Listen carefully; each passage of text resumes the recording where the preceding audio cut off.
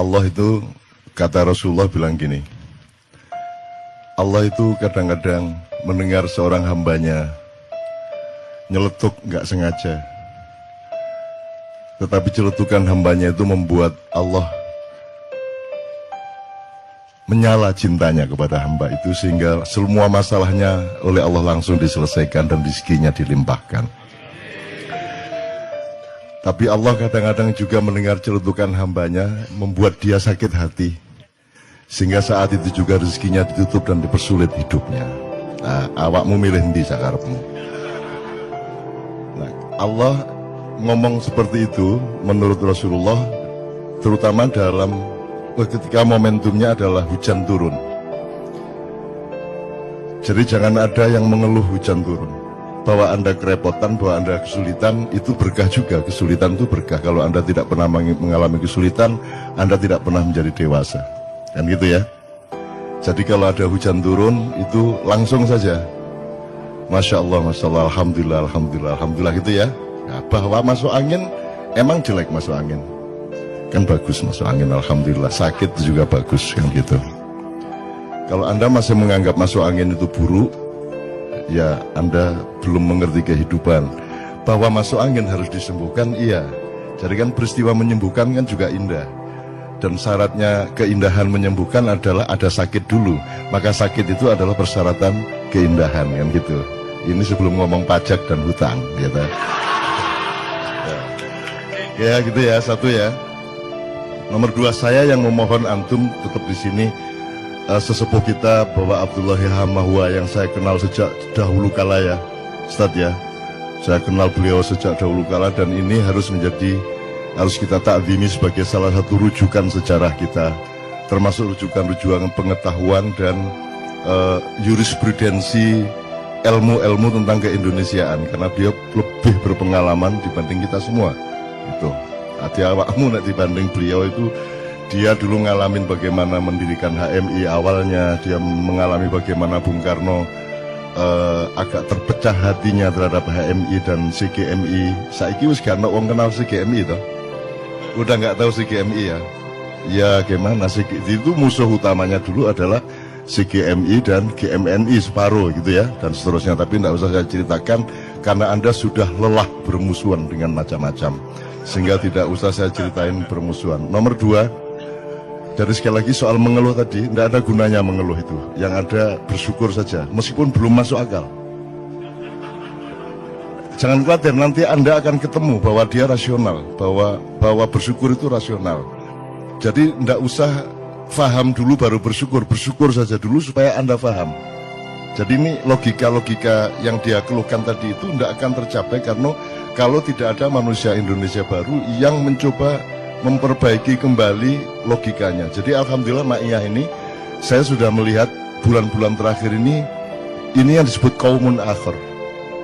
Jadi Allah tidak perlu menghancurkan bangsa Indonesia untuk kemudian dikasih kaum yang baru, umat yang baru untuk membangunnya. Di tengah kehancuran ini juga sudah lahir manusia baru seperti Anda, seperti Arek Gendeng Malang Budi Setiawan iku mangsa piturute, itu manusia baru, itu hibrida baru Indonesia.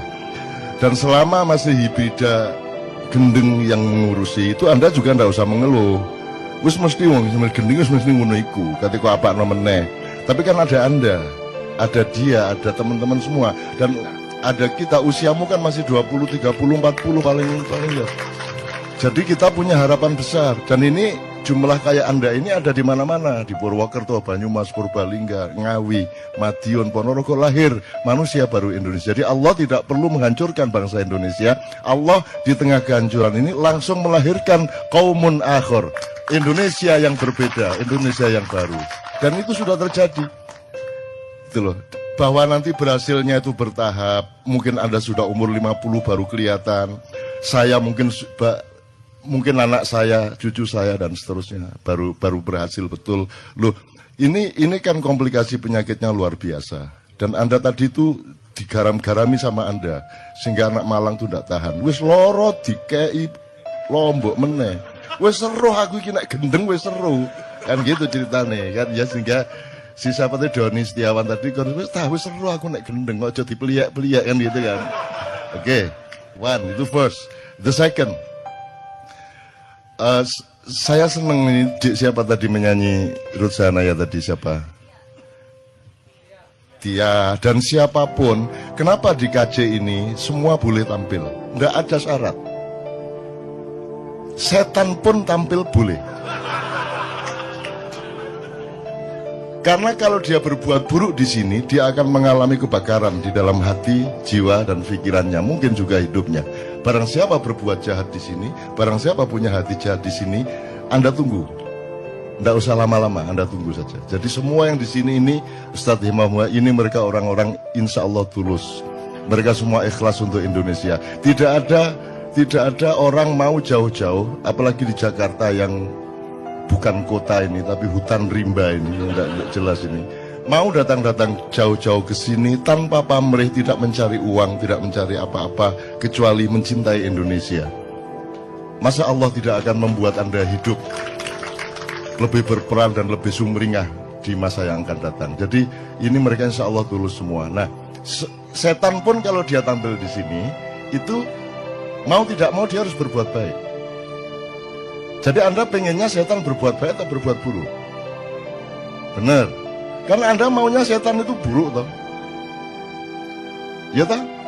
Dan Anda sudah klaim dengan stigma setan itu buruk. Lah itu kan salah Anda ngomong gitu. Setannya mengeluh sama saya. Saya ini disuruh Allah ini saya jadi setan ini. Saya ini cuma taat. Saya tidak punya kemungkinan lain. Sama dengan malaikat tidak punya kemungkinan lain. Manusia dan jin punya kemungkinan. Faman syaa falyu'min, faman syaa falyakfur. Kalau kamu mau percaya, percaya. Kalau mau khianat, khianat. Kalau kamu mau baik, baiklah. Kalau mau buruk, buruklah dengan resiko masing-masing. Kita punya demokrasi dari Allah. Setan tidak punya. Lebih beruntung mana Anda apa setan? Kan lebih beruntung Anda. Makanya saya itu tidak tega sama setan. Kalau sholat, kalau saya kebetulan jadi imam, saya tidak ngomong, ayo softnya dirapatkan supaya tidak diisi setan. Saya tidak tega.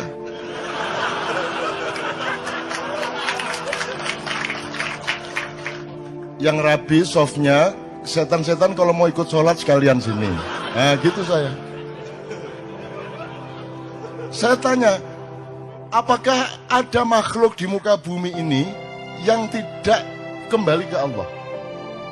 Jadi bagaimana mungkin saya mendoakan siapapun dan mengharapkan siapapun untuk tidak kembali ke Allah? Kemudian Anda dibiaskan oleh Allah sendiri supaya Anda diuji fokus sama Allah apa tidak dengan dikasih idiom neraka dan surga. Terus Anda semua itu pokoknya enggak pakai mikir, pengen ke surga semua. Saya kasih tahu, surga itu sepi banget. Anda ke sana nanti kesepian. Nanti dilang bentino. Isinya cuman siapa? Paling Hizbut Tahrir, MTA, Wahabi Salafiyah baru ya, LDII, ya NU, Muhammadiyah, Syiah, semua neraka. Jangankan lagi Kristen, Buddha, Hindu, semua di neraka. Lah kok kamu mau masuk surga itu gimana? Nggak punya teman, sudah masuk surga nanti Anda disuruh jenggoten lagi. Iya coba. Bener nggak? Apa yang membuat kamu ingin masuk surga itu apa? Di sana jelas isinya kan sudah jelas toh. ISIS masuk surga, ya toh. HMI sekarang belum tentu masuk surga. Wong PMI aja nggak masuk surga, apalagi HMI, kan gitu. Ya toh, ya itu ya. Mau PMI bisa selawatan aja nggak masuk surga, apalagi HMI yang bisanya intelektual modern toh, kan gitu. Nah, ini kalau pakai cara berpikir yang terjadi sekarang loh ya, surga itu sepi, jadi Anda tidak usah mikirin surga menurut saya, tidak usah mikirin neraka, pikirkan Allah, tujukan dirimu